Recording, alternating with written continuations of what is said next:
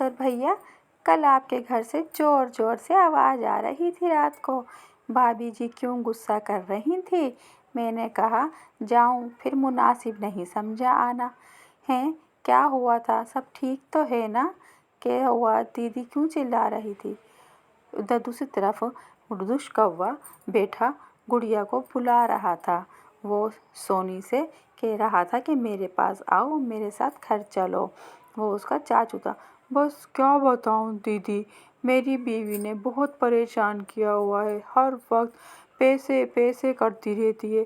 जितना वहाँ पर छोटी निकल जाती है और माँ को बताती, भैया जी आपको तो पता ही है कि भाभी जी की तबीयत थोड़ी गुस्सीली है, तो आप थोड़ा समझ कर चला करें।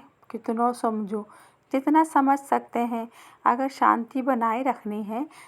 आ गई मेरी लाडो बेटिया है। जी चाचू मैं आ गई। आप ये गुड़िया मुझे दे दे, मुझे बहुत अच्छी। हाँ हाँ, तेरे लिए तो खरीदी है बाजार से मैंने, तेरी चाची। हाँ चाचू, मुझे घर चलना। तेरी चाची बुला रही है तुझे घर पे, बहुत याद कर रही है। तेरी माँ भेजती ही नहीं तुझे हमारे घर। हमें तो बच्चों से बहुत प्यार है, ऊपर वाले ने हमें दिए नहीं, और तेरी माँ तुझे भेजती नहीं। ये कहकर वो लाडो को अपने साथ अपने घर ले जाता है। यहाँ जूही बेखबर बातों में लगी हुई थी। जब वो देखती है तो लाडो वहाँ पर नहीं होती। वो बहुत परेशान होती है कि लाडो कहाँ गई। वो सोचती है शायद यहाँ वहाँ इधर उधर होगी। फिर वो ये सोचकर लाडो को आवाज़ लगाती है, कबूतर भैया देखें लाडो। अरे मैंने अभी देखा था, वो यहाँ बैठी थी। हाँ भैया यहीं तो बैठी थी जब मैं आपसे बात कर रही थी। वही तो मैं कह रहा हूँ, वो उड़ के उस तरफ गई थी, आप उस तरफ जाके देखें। तभी जूही वहाँ से चली जाती है और उस दिशा में जाकर लाडो को आवाज़ लगाती है, लाडो बिटिया। मगर लाडो आसपास नहीं होती। वो अपने चाचू के साथ चली गई थी। अब जूही बैठकर रो रही थी।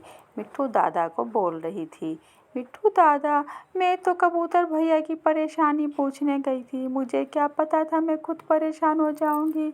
पता नहीं लाडो कहाँ चली गई, मेरे साथ ही तो थी। तुम्हें देखना चाहिए था। मैं क्या करूं, मेरे पास बैठी थी वो। तो बच्चों का ख्याल रखना चाहिए। आपको तो पता है वो मेरा तेवर राजू हमेशा लाडो के पीछे लगा रहता है, और उसकी पत्नी मेरी बेटी को पसंद नहीं करती है। तो तुम्हें राजू पे शक है, तो फिर तुम राजू। हाँ तो वही तो है जो लाडो को ले जाता है।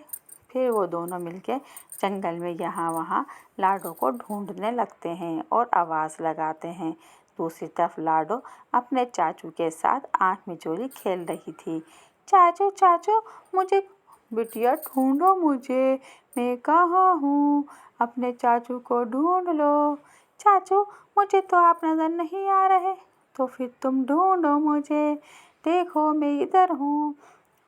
मैं कैसे ढूंढूं आपको, मेरी आंखों पे तो पट्टी बंधी है। मैं तुम्हें ढूंढ, अगर तुमने मुझे ढूंढ लिया तो मैं तुम्हें टॉफ़ी दूंगा। तुम्हें चॉकलेट पसंद है ना मेरी बिटिया। हाँ चाचू। चाची चाची। इतने में चाची भी दूर से आती हुई नजर आ जाती है। चाची देखकर बहुत खुश थी। अरे मेरी बिटिया तू आ गई।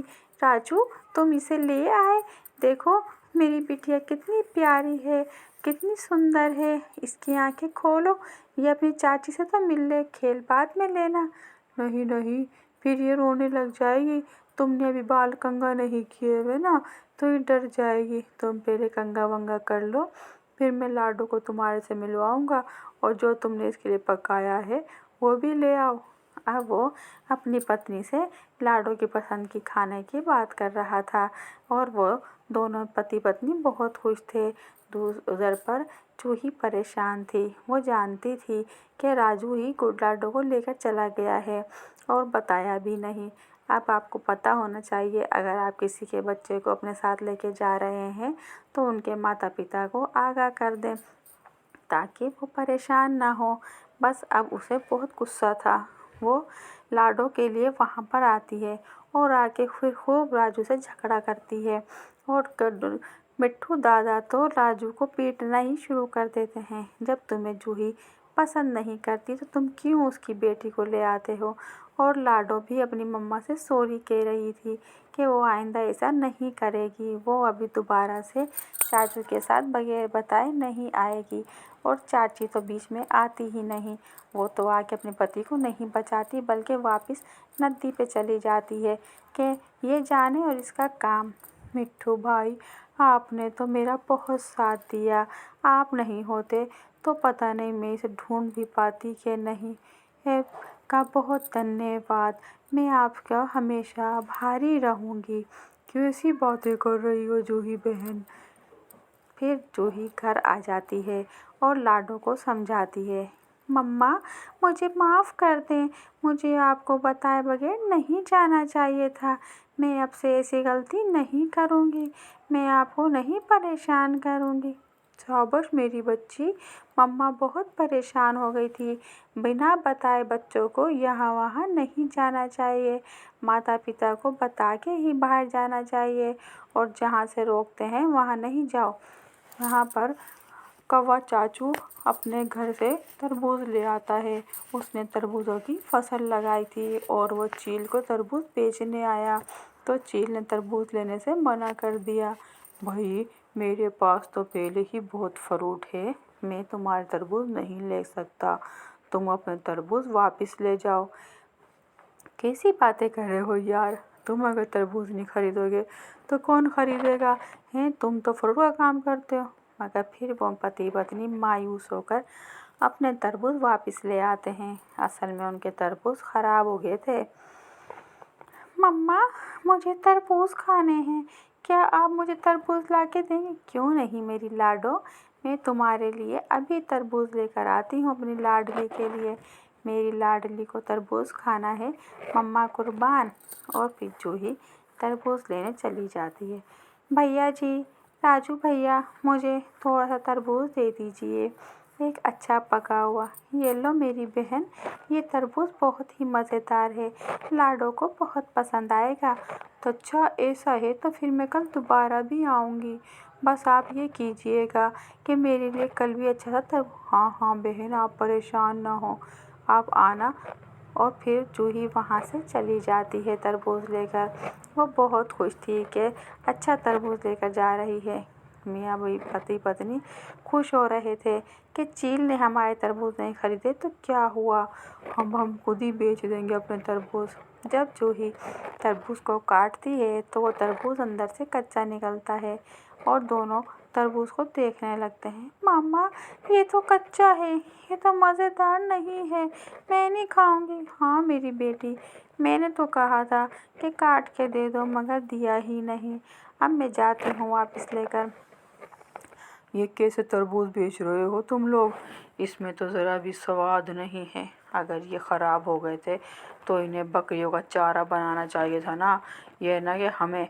अरे तो तुम भी तो बकरे जैसे ही हो, देखो तो आईने में खुद को। कैसी बातें कर रहे हो, तुम्हें शर्म आनी चाहिए। ये तरबूज लो और मेरे पैसे वापस करो। जूही भी तरबूज लेकर आ रही थी और वहाँ पर बहस हो रही थी। भैया जी देखिए, ये तरबूज कच्चा निकल गया है तो आप मुझे ये तब्दील करके दे दें। मैं ये नहीं ले सकती हूँ, नहीं तो मेरे पैसे वापस दे दें। कैसी बातें कर रही हो बहन, हम आपके तो पैसे वापस नहीं कर सकते। आप ये तरबूज ऐसे ही लेकर जाएं। भाई देखो जूही।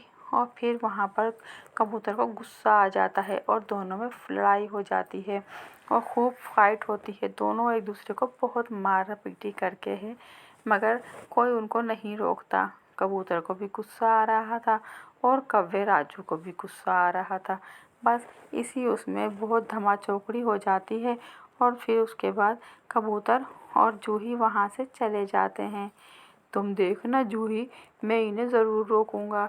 इनकी फसल ख़राब हो गई है तो इसमें हमारा क्या कसूर। हाँ हाँ भैया, अब ये ज़रूरी तो नहीं। हाँ बहन, मैं यही कह रहा हूँ।